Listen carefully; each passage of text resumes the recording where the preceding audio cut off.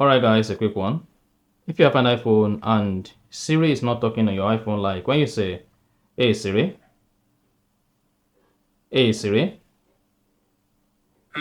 what's the time?" It's 8:49 a.m. Now, if eventually you set up Siri on your iPhone and whenever you try to communicate Siri won't respond, then this is what you need to do. Go ahead and open the settings app on your iPhone, scroll down, locate and click on Siri or Siri and search. Now, on the Siri page, locate and click on Siri responses. Then make sure you select Prefer Spoken Responses. After that, use the volume up button to increase the volume to the maximum. And then whenever you talk to Siri and you say, "Hey Siri,